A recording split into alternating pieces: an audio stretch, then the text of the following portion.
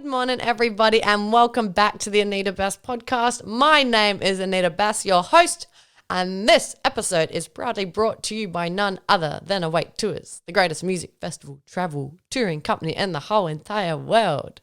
Yeah. So today we get the honor of speaking to Axen. He is a music producer and DJ who resides in Perth, Western Australia. We get to speak to him about his come up and what it feels like and the struggles that came with achieving his dreams. We talk about what it was like being signed to Dr. P and Flux Pavillion's label, Circus Records, and also talk about how he has actually created his own music producer school, which is about to hit 1,000 online learners. That is amazing. So I will read his bio that is on Triple J Unearthed, because if it ain't broke, don't fix it, and this will describe him the best. It says, when it comes to new and exciting Australian producers, full focus is on Axen. This is from a couple years ago, by the way. Showcasing an array of experimental sounds, plenty of emotion and hard-hitting robotic bass, Axen is set to light things up. Steadily building his following over the past couple of years off the back of a string of well-received releases and being named as In the Mixes, The New Breed, top 10 producers you need to hear. Also recently having struck up an official remix for Flux Pavillion and Nightmare out on Circus Records, this direction has been further underscored by signing with the label. Axen's debut EP, Droid Bass, hit the number 3 spot on Beatport's dubstep releases, as well as receiving worldwide recognition from some of the biggest artists in the world, such as Excision, Hero Bust, Dirty Phonics, Figure, Company, Downlink, Flux Pavillion, and David Guetta, as well as plays at Ultra Music Festival, Wobbleland, and Lost Lands. All right, let's get Axen on the phone. Alrighty, guys. So as promised, I have Axen on the phone. Axen, how are you? I'm very good, thank you. Oh, that is good. Thank you for joining us this morning. So I have told the people a little bit about you and your history and what it is you do. So for the people who haven't heard your music before and are complete strangers, how would you best describe your music? Okay, well, I don't go to just one genre. I tend to go between like mid-tempo, drum and bass, dubstep, trap, future bass. A lot of the stuff that I try to put out now is it's a lot to do with the visual representation, what the brand's doing. So we've got this thing going on called Droid Bass. So like my last 2 EPs were called that as well. Yeah. And it's kind of just like building off of this visual stuff that we got going on.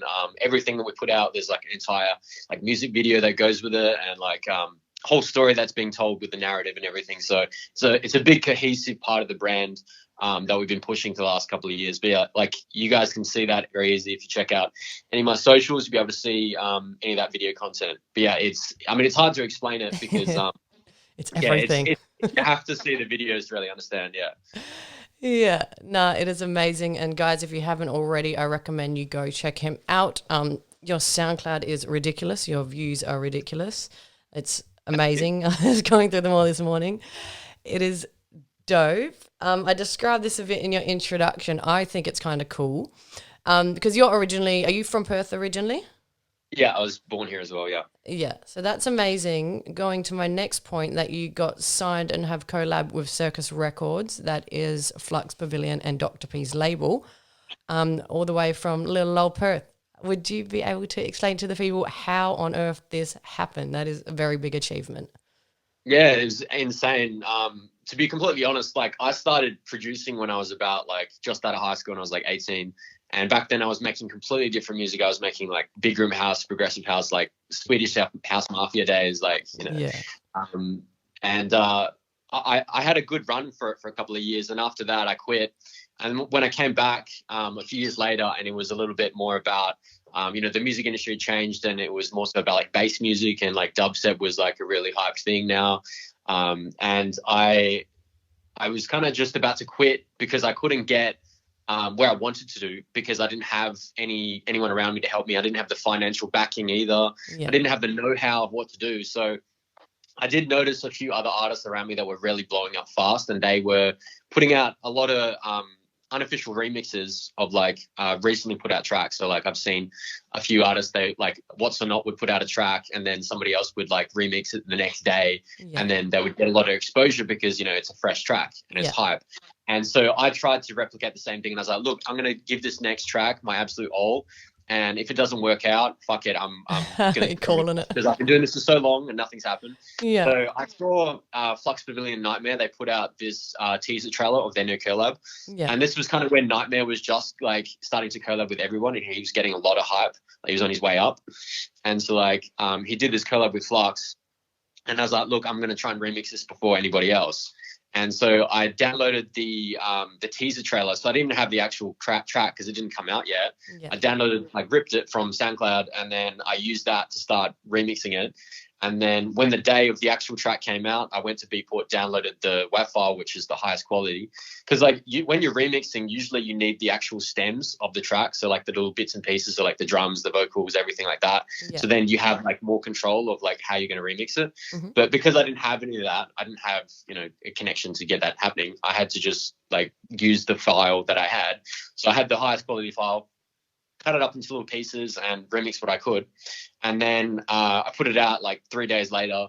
And keeping in mind, like I'd never made dubstep before. Like this was just I was only making trap shit before. So like bass and stuff. So I put this out, sent it to a few blogs, and you know, nothing really came of it. I got like, you know, 5,000 plays, which wasn't big at the time on SoundCloud. Like back then, like, you know, 4 or 5 years ago, you know, it was very easy to get like 20,000 plays in a couple of days on SoundCloud. It was very easy compared to now. And I had a few thousand players, and I was like, oh yeah, cool, blah, blah, blah. I'll send it to like a few YouTube channels and see if I can get some more players. So I was going through YouTube, and I found this one particular YouTube channel that had actually premiered the original version. And so a premiere is when a YouTube channel or a blog has the first dibs on posting about something, so that they'll get the most traction, the most traffic to the platform they post on. So like if a YouTube channel gets the premiere of a track, you know, they're going to get the most views, which means more ad revenue for them, right? So keep in mind that. I then reached out to this YouTube channel, and they didn't have an email anywhere. And so I was like, you know, fuck it, I'll figure out how I can get contact with them. And the best they had was like a demo submission portal, which is like on their website, you can send in music for them to sign to their label.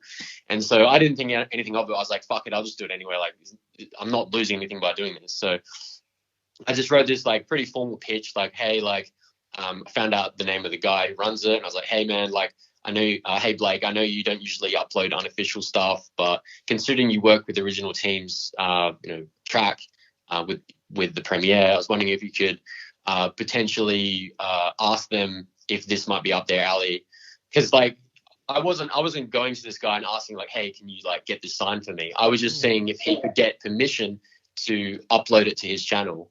And so I was like, hey, I'm wondering if you could get permission to upload it to your channel. And that's providing value to him, which I think is really important, because, you know, I'm not trying to get something out of it just for me, it's for him as well. Because if he gets like an exclusive upload that nobody else has, that means it's more views for him, which is more ad revenue, which is all like YouTube owners, like that's their only source of income, right? So I was trying to provide value in that way by framing the email pitch in that way. And so then he then reached out to Nightmare's team, who then reached out to Flux Pavillion, who then reached out to Circus. And then like a month later, I get an email from Circus Records saying at 3 a.m. saying, hey, we've heard your remix of Flux Pavillion Nightmares For Your Love. We'd love to get it contracted up and signed. And I was like,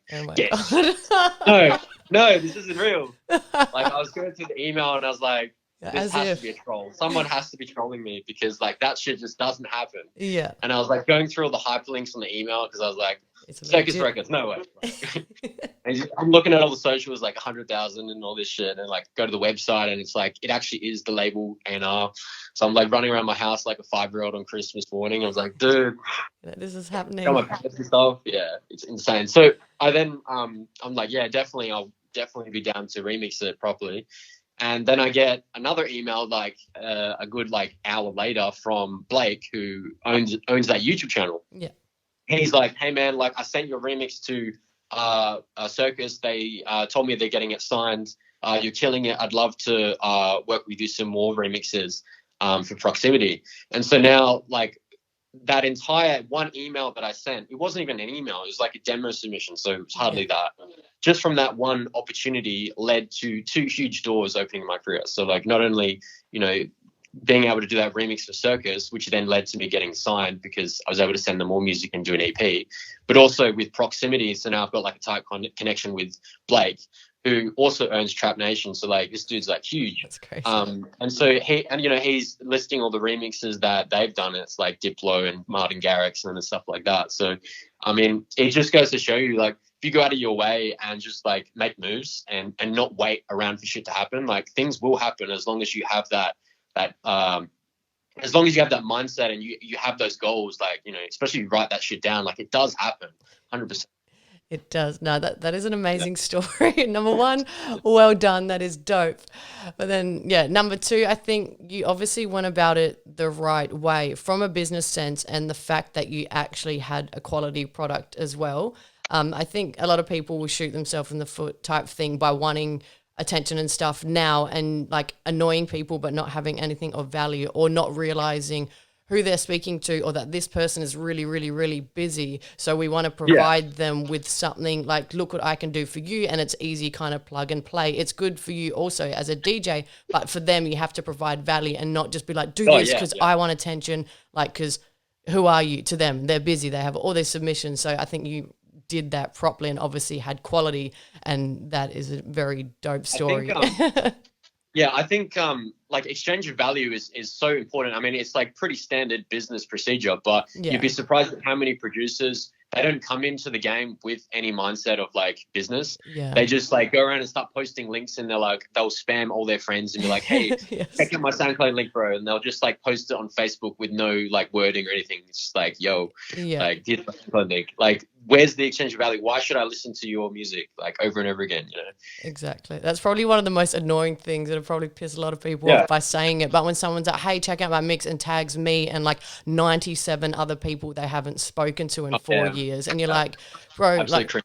It's more like untag, unfriend, because this shit's blogging up my notifications. I don't have time. I block them straight away. As soon as I get one of those, somebody tags me and shit, I block them straight away. Yeah, there's such a way to do it in business, and there definitely is a missing link. There's probably a lot of talented people who are ignorant to that side, who just need to sit and think that they are also a business and a company, and then their music is a part of that business, not just 100%.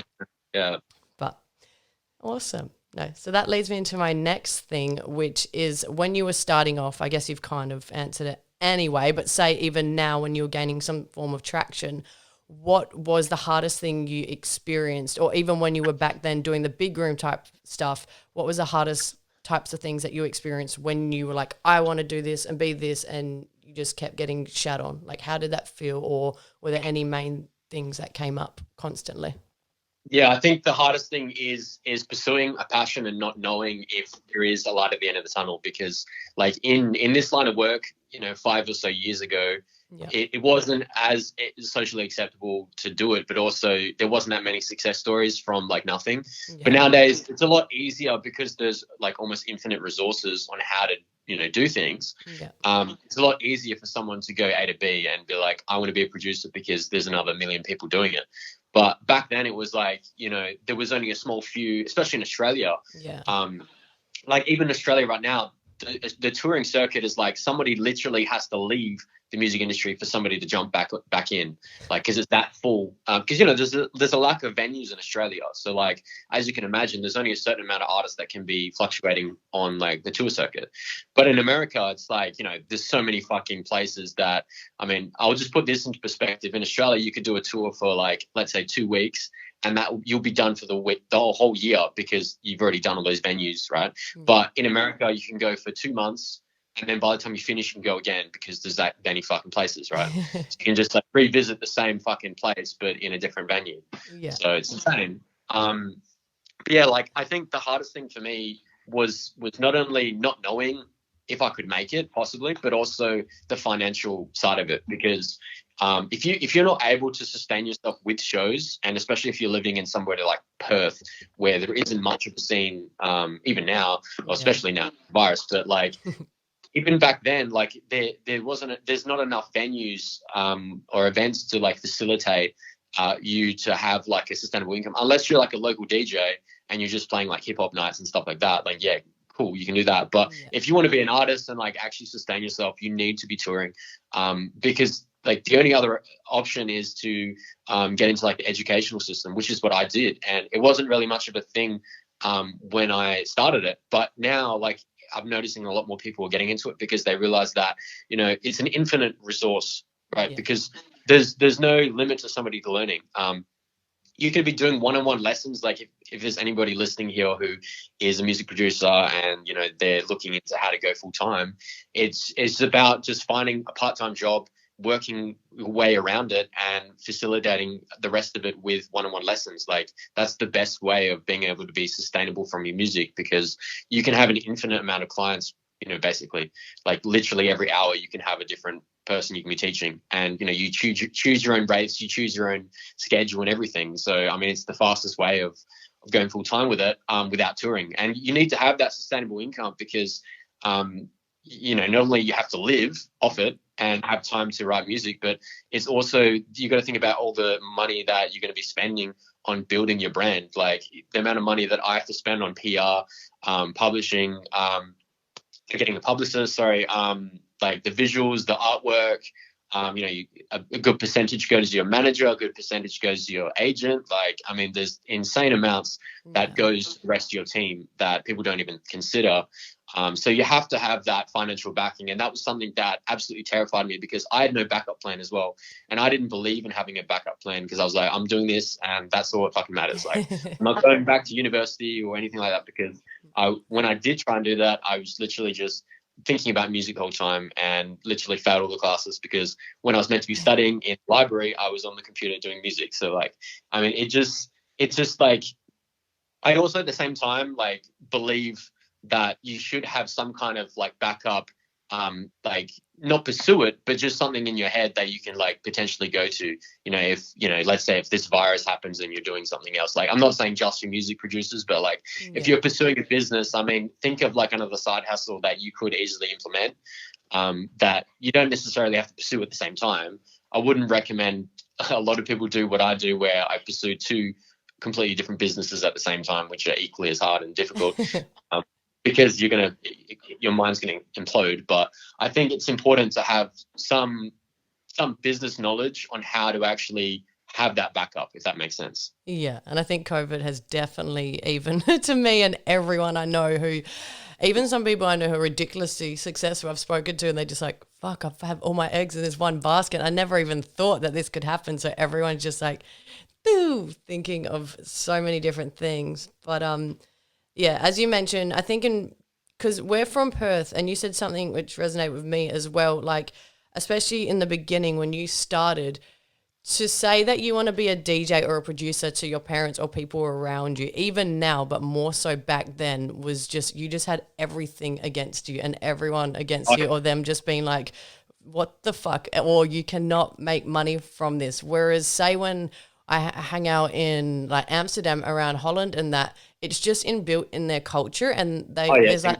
there's this saying like there must be something in the water in Holland, but like say Netsky and stuff like that, or all those people, like it just is, and you grow up and it's around you, and every weekend there's like a Tomorrowland, there's like a different festival. It's not just like once, and everyone joins in, the community joins in, your parents join in. So if you're like, I'm a DJ, they're like, yeah, and they'll be with you, and they'll be partying as well with their friends until they're 60. And it just is. And just by doing that, you're around it so much, and there's so much opportunities that it's like already 90% of a better place to be. Whereas say, in Perth, you're just like, even if you try to get spots in shows around Australia, and obviously you've done ridiculously well, but a lot of people are ignorant to the fact that there are hundreds of other people trying to do the same thing. So trying to make money from it, from a promoter's point of view, they're like, we're not going to pay you because we have 59 people who are willing to do it just for the free 100%. Spot.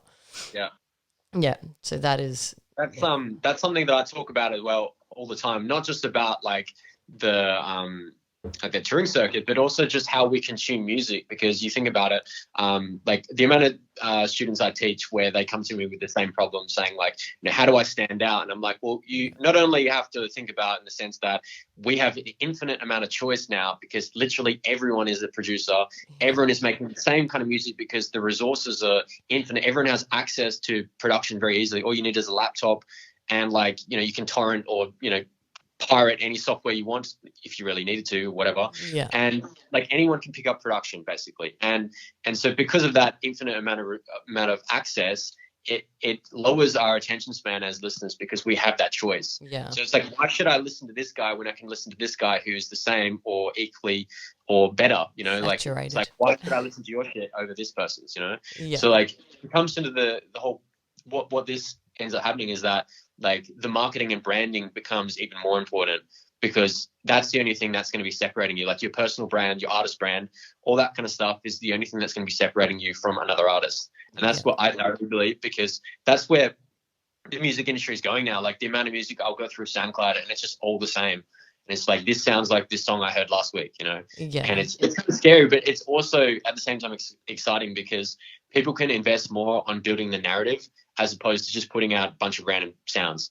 Like what I try to do is I try to build like tracks that build around the theme of my brand, right? So mine's all about like robots, and there's this whole narrative behind it that like we're creating like a comic book to like tie in with the releases and stuff like that, and the visuals and everything like that. So I think like having a narrative and building towards that with your brand, and that's not just applying for music. I think that's important for like all businesses, really. Having that narrative in place that people can relate to and connect with, as opposed to just the product up front. I think that's what is really going to be the future of like the music industry as a whole. Because like you might look at, let's say, for example, Excision shows, like the visuals are like the biggest representation of his brand, right? Like when you think of Excision, you think of those like insane visuals, right? And I think like that's becoming more of the focus for a lot of other artists. Like they're putting a lot more money into like building that kind of level of quality of visuals. And I think it's something that everybody needs to start thinking about, is like how they're going to build their music to the point where it can be represented like that. Yeah, no, definitely. And yeah, gone are the days of just releasing a good track and hoping that people happen to stumble across it. Like, as you said, the market is saturated. And if people are like, don't understand personal brand, or they're too scared to put themselves out there. Number one, I also hated social media until I realized you are invisible, and even if your product's the best, it doesn't fucking matter.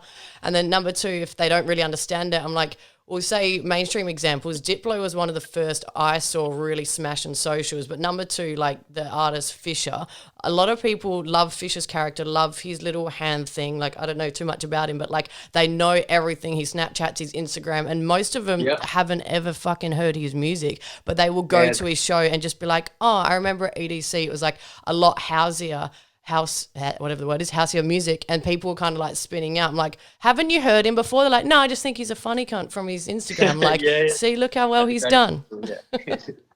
Yeah, I've heard that line so many times as well.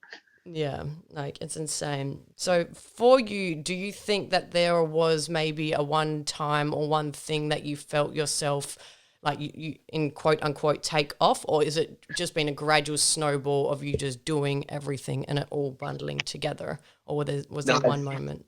Yeah, it's definitely been a few moments. I think that circus thing was a huge one, but also another one was like I think it was like 2 years ago, Hero Bus was here in Perth, and I think this is actually when I met you actually at Metro City, and he was playing one of the basement shows. It was like pretty stacked lineup, but earlier on in that year, because this was in October, so like going back to like January, I was like, I've always been a huge fan of Hero Bus. When I quit like producing progressive house and stuff like that, what got me back into producing music was actually Hero Bus, because I heard one of his EPs, and it was like, you know, at the time, like a couple of years ago, when I heard this, like back then sound design wasn't as advanced.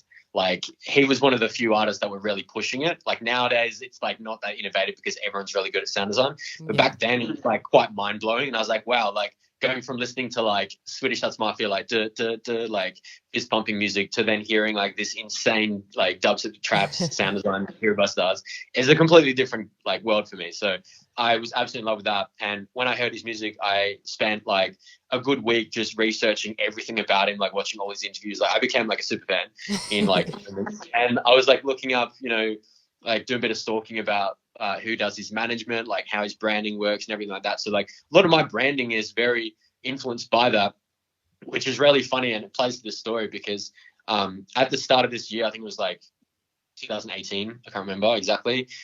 This when he did this Hero Bus show at the start of the year in January. I made this like goal that I would sign with his management because I didn't see my music shit anywhere else. Yeah. And so his management at the time was like Spaghetti, Dubloads, Hero Bust, and a few other guys, and like all three of those guys like really really strong branding, and it's very very much have been influenced with my branding as well. So I made this goal, and what I did was I signed up to their newsletter. This management agency has a weekly newsletter, and it just tells you like what each artist is up to every week, like with their new music or merch or whatever. And so me signing up for it was just more so as like it's just a testament. Is like, okay, I'm going to remind myself like this is the goal I want to. And so like I know it's like kind of cliche, That's awesome. But it was really important to me. So I did that, and it was about 6 months later, Hero Bust actually started playing out one of my songs off my first EP. And I'd previously reached out to the management, the owner Dex, who manages Hero Bus specifically, and I said to him like, "Oh, I've got this new EP out, blah blah." And he's like, "Oh yeah, cool. Like currently we don't have any room to bring on any more artists." And I was like, "Oh yeah, like cool." But I understood his perspective because he was just saying that because he wasn't interested and didn't know anything about me, and he also didn't even click the link because I have the link checker in Gmail, so he's like, "Oh, I didn't even listen." Cool, but 6 months later, when Hero Bus started playing my music out, I used that as leverage to reach out to him again. So like, hey, that EP I sent you before, Hero Bus is playing one of those songs out, which he manages. And he's like, oh, and he listens to it. He's like, oh, this is really dope, man. Like, killed it, blah, blah. And then I said, I noticed that his videographer, which is how I found out about him playing this song, because he had it in like one of his tour recaps. Yeah. So I was going to say, how did he find your track then? Do you know? Or? Okay, so I actually don't know because I asked him in person and he says he doesn't even know. But That's I think it was amazing, because Figure and Dak Daniels opened Wobbleland with it, and it was like the intro song. But and then how they had did it. they find it? It's all right, just it's crazy. Circus, yeah. So yeah, it's a long yarn, but like Circus sent it to them. So cool. Like prior to the EP came out. So Figure was the first person to play my music out, and there's a video of him playing at Wobbleland. It was just like, it's the most insane video I've ever seen. I've never, well, for me personally, especially because I've never seen anyone ever play my music out like on a video, especially on a festival stage. So like that was insane. But like forwarding back, with Hero Bus, he, what was I saying? Fuck. Hero Bus played your track. Yeah. So getting spoke to management to try and talk to them. Yeah, so I spoke to his management about getting the tour video because I wanted to plug that on socials. Yeah. And I said, I was wondering if you could introduce me to his videographer, Dan. And he then introduced me to Dan over email, got in contact with Dan. And he's like, yeah, no worries. I'll send you this footage. Like a couple of months later, still nothing. And he's like, oh, I keep forgetting. I'll get it to you. And then it was closer to October. I think it was like September or something. And I said, I was following up with him. I was like, oh, is there any word on the footage? Are you going to be able to send it over? And he's like, yeah, I'll do that today. And I was like, oh, actually, I just noticed that your Hero Bus is coming to Perth. Are you going to be there as well in October? And he's like, yeah, man, we're going to be there. Good chance Hayden will bring you out on stage if he's going to play your song. And I was like, yeah, fuck yeah. And so fast forwarding to that basement night, I meet him backstage, fanboying. Like you wouldn't believe. And I said to him like, I made that Vermin song you're playing out. And he's like, oh, dude, that's like one of the most well-engineered songs I've ever heard. And I was like, bruh, like this is your idol telling you that the song is one of the most well-produced songs he's ever heard. Yeah. And like, I was absolutely speechless and I couldn't handle the compliment. I was like trying to dish it back at him. And I was like, yeah, but like you, yeah. Getting all chummy. I was like, yeah, but you influenced it. And he's like, no, man, like you produced it. I was like, I just couldn't handle it. Yeah, it was awkward. But then fast forwarding when he's on stage, it was getting towards the end of his set and I wasn't sure if he was going to play it. And then he turns around and he like points at me and he gets me up on stage and he's like, gives me a shout out on the mic and he plays his song. And it was just like the most wholesome moment because like, if you think about it, I was reaching out to this videographer to get footage of Hero Bus playing the song. Yeah. And then fast forward, here's me on stage with Hero Bus, him playing the song while that videographer is filming me. So like everything just came full circle. And also in that same week, like literally 2 days before this happened, 24/8, which is his management, reached out to me and they said, hey, we've been hearing a lot about you. We'd love to see if you'd be down to for us to be taking up a representation of you. And I was like, what the fuck? And I thought this was something to do with the emails that I had been sending. Like maybe, I don't know, they heard that they checked out my socials after I reached out to the head manager. But it turns out this manager that reached out to me, who's my manager now, Shamar, I got a call with him later that week, and I was like, so I was just curious, like, how did you find out about me? Is because I was like reaching out to Dex and the videographer and stuff like that. And he's like, no, man, nothing to do with that. I didn't even know about that. He said, I actually had heard about you from like 8 different people in the same week in person. So in 1 week, he heard about me from 8 different people when he was looking for new artists, and they all mentioned me. And it was just like crazy timing. Like, what are the odds of that? And, going back to January when I signed up to that newsletter to fast forward to October, like how all those events happened coincidentally. Like, it's insane, dude.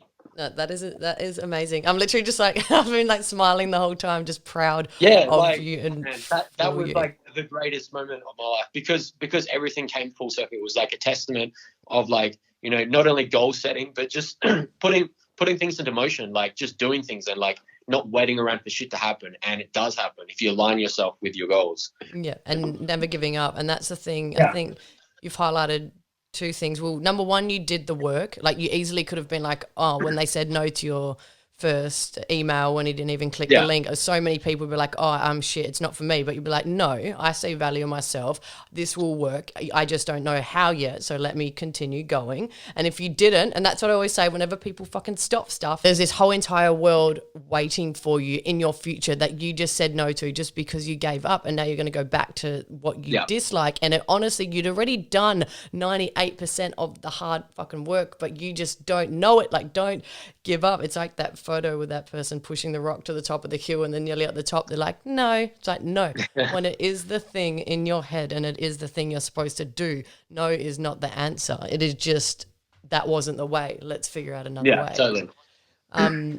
So I think highlighting too, you just created your opportunities for yourself. I do see that even by being annoying. Like, I have gotten my own way that way too. You have to understand, even by you sending the link, people are busy, like, and just by reaching out once and taking that as a no, like, people have hundreds and hundreds and hundreds. If you do annoy people enough, matched with quality, you do create your opportunity. But you were like, I don't care if I'm annoying. The answer is no regardless. I may as well annoy these people until I get what I want because I see that I'm good enough. So 100%, man. Yeah. No, that is dope. I want to ask, have people treated you or acted differently towards you based on what you were in the beginning when you hadn't been quote unquote successful, and it's different to the attitude towards you now, or not really? Like friends, people, advice, like, because I could use an example for me. When I first started out, people were more like, what are you doing? This is dumb, rah, rah. If I try and ask people for help, or even there was certain people that I wanted to get in with or talk to, and they just didn't even give me the time of day to even be my friend and nicely reject me. They were just kind of like, who the fuck do you think you are? Go away. And then now that I have got some form of success or connections in other ways that could benefit them, a lot of people, obviously self-aware, and back then I was no one, nothing, so whatever. They were right to say whatever. But now people are like, oh, or want help or type thing. I'm like, come around here. So I always tell people to at least don't be rude to anyone who's trying or coming up, and just to, be pleasant to everyone. So I was wondering if there's any change in attitude, the way people treat you from the beginning to now that you're hanging with Flux Pavillion and whatnot. Yeah, I think well, the thing is, I've always been like a bit of a introvert. So like I never really went to other people for asking for help at the same time. But when it did come to the point where I did need help, like there was a lot of industry people in, let's say, Perth, who didn't give me a time of day. Like I used to come up as a local DJ in Perth, and I used to play like a few nights at like Amber back in the day and Shape and stuff like that. Yeah. And like that scene was really difficult for me because back then I wasn't very socially confident. Like I was extremely awkward.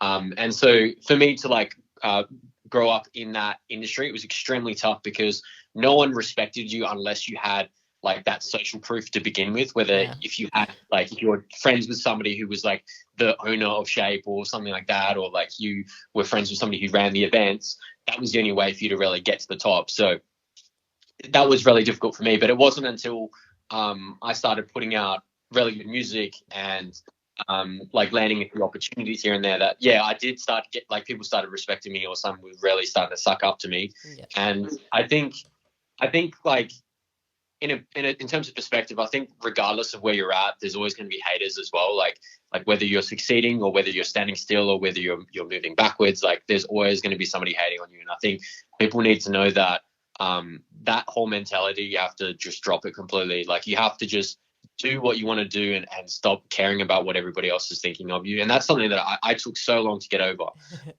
Like it was only like the last couple of years where I kind of got over that mentality of like just not giving a fuck about what people think.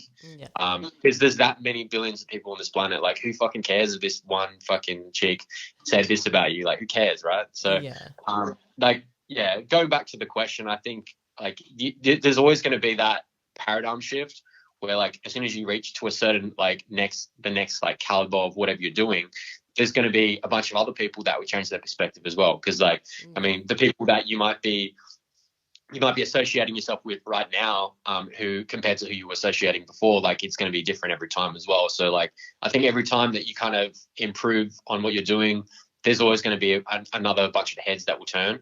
So yeah.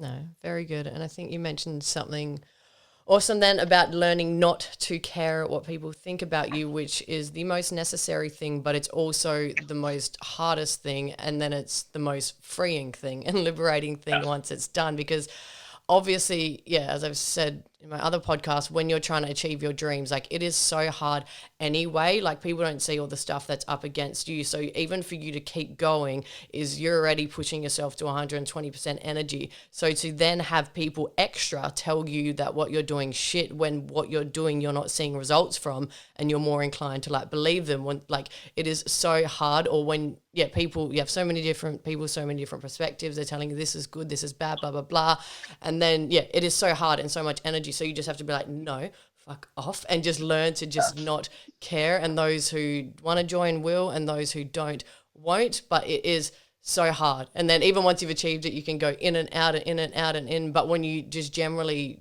just don't really care most of the time, and you're not just saying it, but you actually don't, it is completely freeing. And most of the time it actually ironically flips. People are attracted to the fact that you actually don't give a fuck, and they see that that's something that they could want in them, and they end up liking you after. They come around.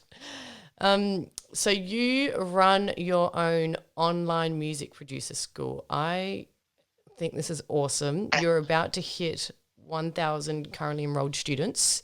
How on earth did this come about? When did you find the time to do it? And can you tell me a bit about like your brainchild behind creating that? All right. So going all the way back to high school, like I've always been into like the business side of things without me even realizing. Like when I was like year 12, I would sell my mixtapes, like poorly made mixtapes, like $20 at recess and stuff like that. And then after that, I was getting into underage events. I ran a few of those that were successful. And then after that, when I took music really seriously for a bit, when I was like making progressive house and stuff, I stopped doing that and I got into doing Facebook ads. And so that all these things were like kind of coming together and leading towards what I'm doing now. Like they all connect in a way. And like I also did this event in Perth called Creative Link, where we had a few guests come down and we like did like a panel discussion, like kind of like a podcast like this, but it was like an open panel format. And we'd ask them about like their creative passions and how to give advice about how they got to where they are and everything like that. And then after I did that, I was getting involved with some other like marketing agencies, and they wanted to hire me and like see if we could beef up each other's businesses. And then I was doing like online courses as well on like marketing and like for music marketing. And I did that for like a year or two. And after that, me and my business partner, Alex, who lives in LA, he kind of came to this conclusion that like what we were doing was fine, but it wasn't very sustainable and it wasn't very impacting. Like what we were doing, we were selling these like, 7-week courses, I'm sure you've seen a million of those, your improvement courses on like how to be better at this and that.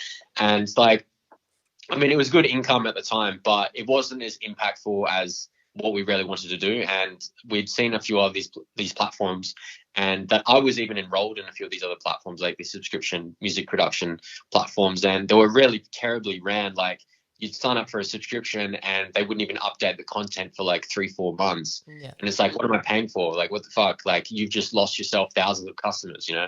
And so we eventually just decided we're going to do one ourselves. Like, can't be that difficult. And fuck, it was hard. Like, trying to build a business with no income, like, because I refused to get a job at the time because I hadn't like worked a normal part-time job in years, because the last time I worked a part-time job, I left because this was right before I got into like entrepreneurship, and I was like thinking to myself, like, I don't understand the point in working per hour when I can be working for my efforts. Like, I could be the greatest at whatever this job is, and none of my talents would be recognized, as opposed to, you know, doing your own thing and getting paid for your expertise. So I just didn't understand that. So I refused to get a job. So I could have made this entire process a lot easier if I just picked up a job, but I refused. So I had no income to do this, but I was determined to like build this business from scratch with no income. So what I did was, when we were building this platform from scratch, and I think this is something that's very overlooked, is like, you know, Facebook, using your personal profile to actually just like create clients, I think it's like very undervalued. And I think it's insanely good, because you can go through other Facebook groups and like add people who align with what you're doing, and, you know, build relationships with them over message, and like build that rapport. And then you can present the idea, you know, you can present like the free value in what you're doing, and, you know, see if they like it. And then if they like it, they'll potentially become a client of yours. Yeah. And I mean, you can do this for any freelancing skill as well. If there's anybody listening who is wanting to look into like freelancing, whether that's like, I don't know, like creating videos for people, doing social media management, or like Facebook ads, I don't know, any kind of like freelancing skill, right? You can just provide your skill set for free for the first few clients, right? And build that rapport, that relationship. And then from there onwards, you've got a consistent flow of income because you have those clients, right? Yeah. And I think that's really important during COVID-19, that people need to like figure out how to become like, you know, a freelancer. Like, especially, you know, because people losing their jobs left and right. But after I like kind of built a bit of clientele and rapport, what I was doing was I was doing a lot of feedback sessions, like live streams on my personal profile, because I've got like a separate Facebook just for growing leads. So like I was adding a lot of people from Facebook groups, building that rapport, providing value by doing like free feedback sessions every single day. So every day, 7 days a week for like 5 months, I was doing feedback sessions. Oh, so that's the hustle, putting in the work. So these are the little things people don't know, which at the time would have been like, why am I doing this? But ultimately adds to the end.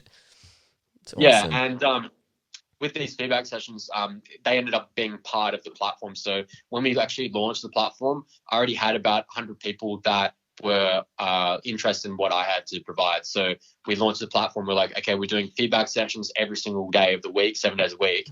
And so because at the time we didn't have the money to afford instructors, I was doing everything. So for the first 4 months, I was like, once I did all those like free feedback sessions in my actual personal profile, I moved them to a private Facebook group. So all those people that were really loving those live streams, I was like, look, I'm no longer doing them for free. I'm doing them in this group. If you want to check it out for free for 10 days, you can sign up here and you can check out everything on the website as well. And so that got them through the door, the first 100 people. And then after that, I was still absolutely broke, because every dollar we had, I was reinvesting back into paying other instructors to take over my what I was doing. So eventually we ended up getting other instructors to cover the feedback sessions, so I didn't have to do them every day. And so we had different people each day. And so we just had 7 instructors, right? And then I'd take over in some. And we were putting out I was doing these branding marketing workshops once a week as well. And that was what was getting a lot of people through the door to like try out the whole platform. And so I was just giving away every little bit of knowledge that I haven't had about my brand, which is very kind of like, it's unheard of, because a lot of artists don't like giving away what, for free. Like, what you had to pay to learn. Yeah, but not just that, but it's also the fact, like, when you're kind of showcasing like all the marketing bits of like your artist brand, it kind of like devalues it a little bit in a way, because people start to see your brand in a different light. But I don't think that I didn't believe in holding that back because I knew I had to do this if I was to get people through the door. Like that's like the highest commodity, the marketing branding side, because there's no information about that anywhere.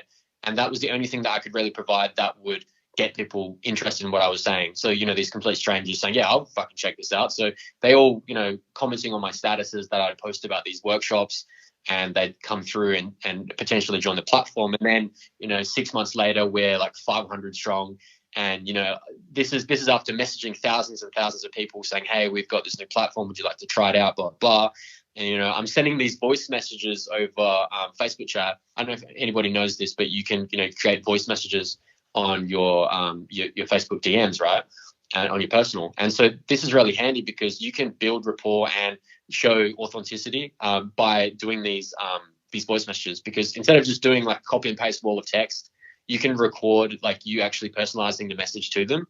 And so these complete strangers are going to, they're more inclined to actually give a shit about what you're saying. If you're actually, recording yourself saying something personally to them, then they're going to be more likely to sign up to what you're offering. So I think that's a really good way of like building your brand and like, getting the first bunch of customers through the door.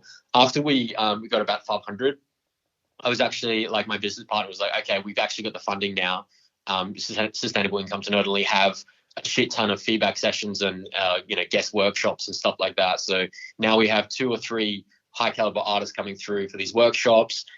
We have 39 of these 1 hour feedback sessions per week, and like compared to just having 7 per week, we have 39 of these. So scheduling those out is an absolute nightmare. Fortunately, Alex does that for me, and I just do all the bookings now and run all the Facebook ads. So like I'll get our video guy to like create content for each artist. I'll run ads on them on every single workshop, and then I'll also do all the bookings for the artists on over email to all the managers and stuff. And like it's insane the amount of artists that we're able to get now because of the virus, because all these artists don't have any type of income. And like the managers, I think I was saying this to you before we did this entire conversation. Yeah, like you can repeat it, the managers. Yeah. The amount of managers that are coming to me is insane. It's like I had one today. It's like EPROM's manager, and it's like he wants to get his artists involved, and it's making our lives a lot easier by being able to get in contact with all of these artists that normally wouldn't be. But it's also I think it's really it's really a shame. I feel bad for a lot of these artists because their entire income was based off of touring, and now they have nothing. And so what we do provide for all of these artists is like passive income, because not only they can get one-on-one lessons through all the students, they can put out sample packs through the website. They can be they can also do affiliate with us, so like they'll get 25 cut of all the events that they do. So a lot of artists are getting involved because of that. They're getting that passive income through the platform. I think by providing that kind of value, you're really able to strengthen your relationship with the artists and managers. So I think that goes for all businesses. I mean, always try to find a way to provide value back to who you're dealing with, because in the long term run, that's going to, they're going to obviously put more enthusiasm into what they're doing as well. They're going to do a better job. So like the reason why I personally ensure that they get a 25% cut is because when they plug it on socials, they plug the shit out of it, because they know they're going to get a big cut. They're going to get a bigger return because they know they're getting that 25%, as opposed to them just doing some half-assed swipe up on IG with like just wording. Like they'll actually record themselves saying, fucking come to this workshop, it's going to be dope. Like them doing that is going to obviously increase like the amount of retention we have. So I think that's really important to have that value instead. No, that's amazing. You found a positive in COVID. No, that's dope. And it also obviously allows them to make some money, but then also to be showcased to a variety of people who they may not have before. Even just these live streams that some people are doing. I have discovered so many new artists or so many different like genres or sounds or just like different companies and that, which I would not have because I would have just gone to an event or to what I'd always known. So you're definitely providing them with, income, something to do, feeding their passion, a variety of people, and in a professional way as well. I forgot to get you to mention the actual name of your producer school. Oh, right. Yeah, my bad. It's called Defy Society. There you go. So DEFYRE Society. So if anyone's looking to go in that direction, definitely hit that up. The website is fucking pimping. It looks beautiful. I checked it out this morning again. It is so pretty.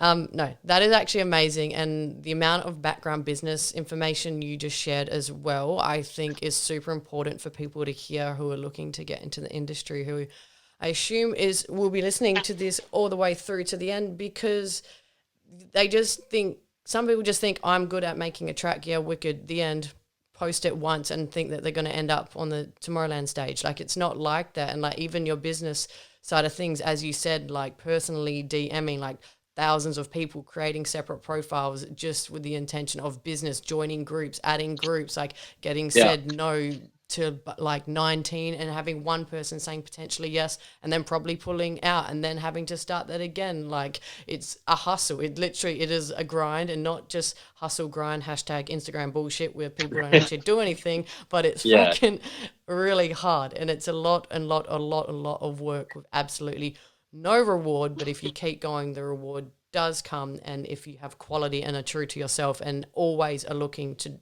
what you can do for other people, then you get what you deserve. Like, you do. I don't know if it's the universe or karmic debt or whatever, but you do. But you have to put in the work, and you have to actually have quality, and you have to care. Like, people try and make money off screwing people around or just making a quick dollar, but that is not sustainable. And as you said, your personal brand has led into so much more, and even like all the stuff, the artists that have released your tracks before, like, that is so important. People who just look to make money and they don't care, they fuck over in the process, Yeah. that's not a good way to be. That's not sustainable, and word gets around, and especially with the internet, like a couple dollars here is not worth like what could potentially be in the future. So I feel, yeah, Yeah. your story is super inspiring. I've only got a couple more questions for you, and so I wanted to know just a bit of advice, possibly, which you've absolutely peppered it anyway, so it can be a repeat. But anyone who is literally just starting off, who's just downloaded a program on their laptop, maybe got some decks, and they're like, whoa, there are 10 billion artists and I don't know what to do. Any advice for them, anyone who is starting off in the music industry? All right. So I think the advice I give a lot of people is when you're literally starting from scratch, I think spend a bunch of weeks on YouTube just learning whatever you can, the absolute like basics, because it's free. Like, the amount of resources on YouTube is insane now, for the basics. And I think once you've done that and you've got a good understanding of like how you're using your software, to actually reach out to a mentor. And I'm not saying to come to us at Defy, but like find a mentor. Like, you can literally hit up any artist and they'll be doing one-on-one lessons, and that can be your mentor. And you'll learn that much faster because of that, instead of just doing trial and error for hours and hours. Like, I did the whole trial and error. Like, I'm self-taught completely, because I wouldn't swallow my pride and go to somebody else to get help, because I'd be like, oh, well, I'm just going to be the person who teaches themselves, and no, I'm going to be known by that. But like, that's bullshit, because like, if you try to just do it yourself, you're only holding yourself back by how much faster you could have learned all that shit. So I highly encourage people to reach out. And it's very cheap as well. It's not as expensive as you think it is. Like, some of these artists are charging like $20 for 30 minutes, like, and that's insane value for what they're actually teaching you. Like, you'll be able to learn some, technique that would have taken you a whole week in 30 minutes, And I also don't recommend going to like some music productions, like school, if that makes sense. Like, the ones that give you a diploma and shit, because that's like $25,000. And I don't believe that like is worth it. I think you can learn like a lot of the stuff for free, and the rest you could spend half that money on one-on-one lessons and you'd still be further ahead. Like, you're paying the $25,000 or 20,000, whatever some of those schools charge you, is just for a piece of paper. And at the end of the day, that piece of paper means fuck all to the touring industry, unless you're pursuing like, you want to be like a mixing engineer and like mix bands and shit like that. Then yeah, that's granted, sure, do that. But if you want to be a touring artist, those pieces of paper mean fuck all. And you can spend that money on something else. Like, you can literally buy an entire studio with $25,000. Like, that's insane amount of money that people just drop because they fall to the hype. They're like, oh, well, fucking so and so went here and they're famous, so I'm gonna do this and now I'm gonna be famous. Like, it fucking doesn't work that way. Like, they're only famous because they put in the hard yards. Like, they had the money to go to these schools, but that doesn't mean that you can't just fucking do it on your own. You can go to a mentor and have the same result. People just have to put in the hard yards, man. And people just forget that there's that much resources available online now. I think like the entire teaching industry is completely shifted. I mean, our platform is a testament to that. Like, I mean, the amount of like students we've had that come out of the platform and are now signed to like Never Say Die and Disciple, like the biggest dubstep labels, and when they were sending me music 2 years ago, it was absolute trash. And now they're better than me. And it's like, that's a testament of like hard work. Like I've seen these people grind every day submitting their music, and now they're like absolutely insanely good. So I think when you're starting out is to like also take your time with it and stop trying to worry about being better than somebody else. Like just go in your own lane. That's something that I fell for as well. Like I remember there was this time in my life where I would start just like creating these imaginary beefs with other artists and be like, oh, I want to be better than them. And just like secretly I hate them because I'm just jealous of how fast they've grown. But I think that only kind of limits you. Like you need to be open to like just pursuing being in your own lane and not worrying about how, where somebody else is, because in the space of, 6 months to a year to 2 years, you can expect exponentially grow faster just by putting in the hard yards.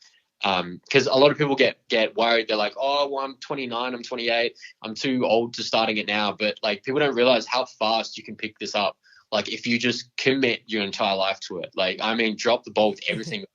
Like you have to literally do that. Like, yeah, you do. like I fell through it as well, where it was a couple of years ago before I got really serious. Like I fell into this trap where I would just be partying every weekend, and then I'd be making up for it, like sleeping the entire, coming week, just like coming down from the weekend. And like it completely slowed me down for like a good 2 years of where I could be. And I think people fall for that trap of like, it's not so much a trap, but it's just like,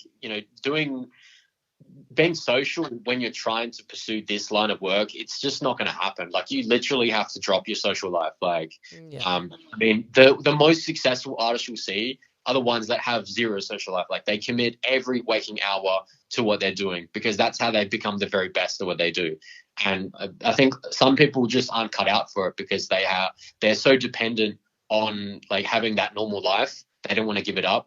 But it's like, that's why you have to be as passionate as you are for this. And I think that applies to any business as well. Like if you want to be the absolute best in what your line of work is, you have to commit absolutely everything to it, even if that's just the first couple of years. And then after that, it does get a lot easier. And I think that applies to everything as well. I mean, it's those first grueling years where, you're broke and you can't see the light at the end of the tunnel. Those years are where you have to actually put everything into it. I think after that, where you actually got some ground to stand on, then you can relax and like take some time to actually, catch up with friends more often. But yeah, I think a lot of people starting out in music production, they take that for granted and they don't give it their absolute all. Yeah, no, definitely. Thank you for that. That was fucking amazing. There's 3 huge points that you just mentioned, which is for business and everything. Yeah, so number 1, as you said, giving up everything and hard work. Like people don't realize what you actually have to do, and it's not impossible, it's just hard. And when you're doing anything, like even as you guys have heard in my first podcast, so I gave up everything. Like I didn't drink, I didn't see my friends, I didn't do anything. Every single waking second was on this, and you really do, like it puts you into the vortex of just fucking the launch pad of what you need to do. Yeah, and eventually maybe you can ease up, but do not think that you deserve to get what you want if you're doing fuck all and getting fucked up on the weekend and you're eating and drinking shitty food and feeling like shit, and you put in a bit of work on Thursday when you finally feel better, and then you're back to it on Friday, and then you're like, oh, it doesn't work. It's like, no, you just don't deserve it. Yeah. And then, so that comes to it. Hard work. No one I know or you have gotten, if they've created it by themselves and hasn't been given it to them, hard work is always the answer. And people want it packaged in a different way and want a different answer, which leads into the pro schools thing. Like people just think there's another answer when the answer is always hard work and time. They're like, oh no, but no, it's hard work. Or this, but no, it's hard work. And that's why people as well, obviously the professional schools and that it's an old school mentality as well, but they'll be willing to pay the $25,000 because they're like, oh, this must be it. And that, like I went to university as well, and people would will be like, oh, so what did you study? Let me know. Like, should I go and do that? And I'm like, I learned more from Google in 2 days than what I did in 3 years. And now I have a $25,000 HEX debt that I have to pay. And it's fucking nothing. Like, unless you're going to be a doctor and do hands-on surgery or a vet, the amount of free information on the internet is ridiculous. And there is no reason to go elsewhere, especially in the beginning. But yeah, I found that too, because people are just like, I don't want to put in the hard work. What course did you do? And I'm like, I did this, but it's not worth it. And you can learn from Google, but it's just going to take hard work. And they're like, no, that's not a good enough answer. And then, number 3, the first thing that you mentioned about getting a mentor, I recommend that also if you can find someone, well, I guess in your line it's easier. In mine it was business, and it was hard for me to find someone who wasn't just a bullshit artist, but I was the same. I'm completely self-taught, but that was because I was too proud to ask for help. And again, I wanted to be the person who did it by myself, but it's like, bro, it's the same as getting a PT. Like, you wasted 3 years in what you could have paid someone to be like, what is the answer, and sift out the bullshit. But I'm like, no. So I had to go through the waste of ridiculous amounts of money and time to find out. And I remember speaking to someone, he's like, of course that wouldn't work. Like, you should have asked me. I'm like, I should have, but I never wanted to. So it's just, in music production, like, your guys' company is fucking dope. But as you said, they can go to anyone, they're getting way more value than the price that they're paying. But no, that is a wicked point as well. So my final question to you is advice to I have 2 questions actually. I wanted to ask you, side note, where did you see yourself when you first were doing music production? Like, when you were doing the like Swedish House Mafia sounds, what was your idea in your brain there of where you would be? Because it's different now. Man, good question. So what got me into it was I saw this video. Like, so going way back, I was really into hip hop in high school. Like, that's all I knew. Yep. Like, dance, electronic music wasn't a thing in my high school. Nobody was listening to that kind of stuff. But then I discovered Daft Punk, cliched as it is. That's like every artist's like main influence. After that, I was going through suggested videos on YouTube, and I saw this video of Dead Mouse. And you can look it up. It's like Dead Mouse playing Hard Haunted Mansion, Ghost and stuff. And like, this is the first time I've ever seen any electronic artist. And like, the moment he gets on stage and presses play, and like the beat drops, and like the whole cathedral or whatever he's in lights up, and it's just like thousands and thousands of people. That was the first time I've ever seen that. And that was like the goal, to play there at that place. Like, that was where I wanted to see myself in like 5 years or something. Yeah.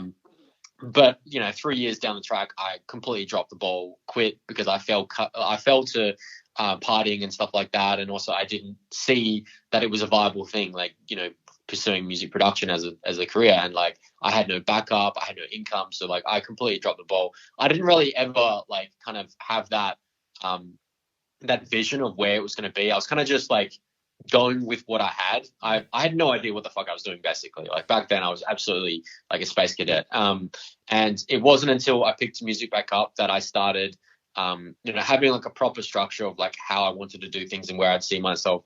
So like, I mean, I guess to answer that question, like how I see myself now is a little bit better, because like I have that those goals, and I can see the light at the end of the tunnel. And the thing is, like, every time you reach that certain caliber, like you'll have that goal where you're like, okay, now I've got these artists playing my music out, which was the main goal originally. That's all I really wanted, to is like, see my music played at festivals, and now that's happened. Like, the craziest thing was seeing David Guetta play my music at Ultra main stage, when David Guetta isn't meant to be playing dubstep. I have no idea why he played dubstep. That was the craziest thing. It's like, why is he playing dubstep?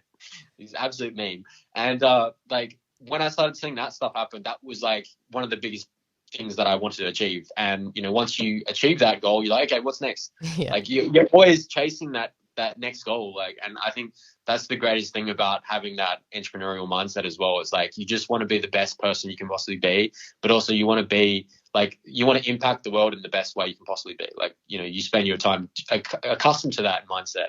Yeah. And I think like where I want to see myself now is like, not only I want to continue pursuing where I can take this business like to fire, and how we can expand it into doing like live events, and like potentially festivals one day as well. Like I want to get back into doing events and stuff, but also like I want to be touring America, and like that was going to happen, like that was meant to happen, but the virus has obviously halted that entire process. I mean, we had dates locked in for China and Canada, and I mean, obviously China, the worst place to have shows right now. I mean, the riots were happening, and then all of a sudden the virus happened, so that completely is halted completely. So I can't actually get a visa across to America until the virus is over, obviously. And like the thing we had in mind was that in order to get through immigration, they needed to see me play a few more international shows. And China was like our best bet because we've got management over there as well. And so the virus obviously stopped that. So, I mean, it's fucking sucks because 90% of my fan base is all American. And it's whack to think about it because I live in Australia. But like I'll look on my Facebook stats, for example, or my Spotify, and it's like literally 90% is all American. Like I've got 20,000 on Facebook and it's like all Americans. So like I don't really get the inspiration that much often in terms of like visualizing where I'm going to be, unless I get the chance to play a show here in Australia, which is very limited. Yeah. But yeah, it's an absolute dream for me to just play like a really, really big festival in America one day. I mean, I was so close to potentially playing Lost Lands as well. Like Excision put me on because Excision does these survey polls that he makes. So him and his team will put like all the artists shortlisted that they are really invested into, that they want to potentially see, and then you can vote which artist they picked. And so he's picked me twice last year. I think it was this year, sorry. Yeah, he picked me twice. So he had a main list for all the artists that they want to pick. And then there's a second list, which was like the fresh meat. So all the artists that haven't played Lost Lands yet. So I was in both of those, which is absolutely insane that he knows about me. So, to play Lost Lands is an absolute goal. Yeah, I think that's really where I want to see myself in a couple of years. Yeah, it'll happen, man. I don't see how it can't happen with what you've done and the work you're putting in and stuff, and matching this with your school and your attitude, which is basically the most important thing in this all. So this is definitely going to happen. Final question is advice that you would give to your younger self, be it business, music, life, anything at all, just that you wish you could have known or been less hard on yourself, if anything, and you can repeat it if you've said it. Yeah, I think I did go over this a little bit, but it's for me, it's mostly just like not falling into the trap of hanging with the wrong people, especially.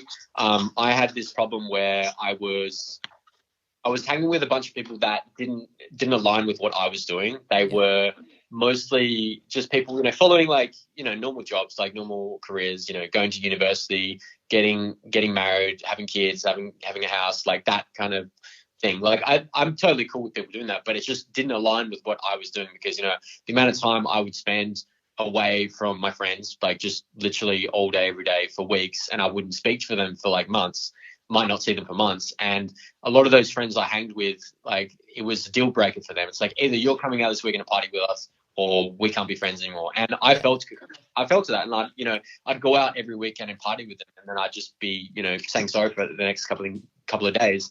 But it wasn't until later on, like a few years later when I was like 21, that I found the group of mates that I hang with now. And they're not in any way music producers, but I mean, they also do with all the events. Like they build all the festivals for like Origin and like pretty much every event in Perth now, like Cyclists, their company. And like my friends who own that, like they were a huge inspiration for me getting into entrepreneurship, because I saw how they built a business from scratch, something that they weren't even a part of it, and they built it from scratch. And like it was so inspiring to like see them do that. That's how I got into like doing this whole school thing and all the events I did. And I think looking back, if I had met people like that earlier on, like when I was like 18, I'd be a completely different person. Like, well, I would have reached what I'm doing now much earlier, because it completely changed my mindset. Like, I stopped going out because not only they understood what I was doing, and they were okay with me, spending months away from them. Like, they wouldn't reach out to me and be like, oh, why we haven't spoken for like fucking months? Like, they understand what I'm doing, and they're proud of me for what I'm doing, what I'm pursuing. So that's why, like, they're always going to be my best mates, regardless of how long I don't get to speak to them. I think it's really important to have a close circle of friends that they don't have to be doing necessarily the same thing as you, but they have to understand what you're doing, and they have to be okay, like, accepting with what you're doing. The whole amount of hours that you're going to be spending, or days or weeks, in your passion, right? And it also works in my favor because they're also very unavailable as well. So yeah, I think looking back, I wish I met people like this a lot earlier. Yeah. And I think having that mindset, that business mindset, like I've always had it, but I've never known that I've had it. And it took me a long time to piece that together because I had like really bad ADD. So like I'll lose focus like that, like super easy. But I found out only like a year ago that I actually have it. So I went on like taking Ritalin for a little bit. And then after I took it for a little while, I kind of just adapted to it and knew what I needed to do in terms of my mindset to get out of that entire, like, just being distracted all the time. So I don't take it anymore, but like me figuring out my own weaknesses and building upon them, I think that was a really important part of my life as well. So I think going back, like when I was like 18 and stuff, if I had known about things like this, having a strong circle of people who understand what you're doing, but also pursuing, their own, endeavors, but also finding out what your weaknesses are and building upon them, so then you can be the best person you can possibly be. I think those are really, really important, and I wish I knew about those. Yeah, no, definitely. And leaning into your weaknesses as well. And yeah, as you said, learning to work with it as opposed to being like, I hate myself or I suck because I do this. You're like, no, I know I'm going to do this, or I know I react in this way. So let's see how I can be the best utilizing this. And also you mentioned, your friends, which people underestimate so incredibly and it's like that quote, you are the people that you hang around, and people just think that's some cliche thing, but it's so true. Like, how can it not be? If you're around people, you're going to be thinking and doing and saying, and their level is going to be your level. Like, I remember someone was like, if you're hanging around your fitness friends who are all competing, you're not going to have McDonald's just because you're not. It's just not the thing. But if you're hanging around people partying, drinking, smoking, and then you're like, oh, I'm going to go for a run and then do some breath work, and then I'm going to read and go to this thing, they'll be like, oh, that sounds shit. Like that you are who you hang around, and if you don't like it, or if you're a certain type of person, you literally need to physically remove yourself from that, like accept that you've outgrown them, or even speak to them, or even maybe bring it up with them because they may want to start changing. But yeah, especially for when you're younger and in places, well, I don't know, in Perth it was like that for me as well. My friends are all dope, but it just is, you just get fucked up on the weekend, you just go out drinking, it's just what you do, and you just don't really think twice or question it, and it just is. And then it's not until you just like, but this isn't serving me, like I know what I want and this isn't doing it. And then if some people will be like, oh, you're a loser, if you're like, okay, cool, I don't care, I'm gonna go do this. And then when you do get to, either you go at it alone and then you eventually find people, but when you find people who are doing and doing and doing, you just get uplifted, and your conversations change, and what you do change, and who you're around changes. And it's just like, you just get this sense of motivation, which you can't tap into with other people holding you back, whether they intend to or not.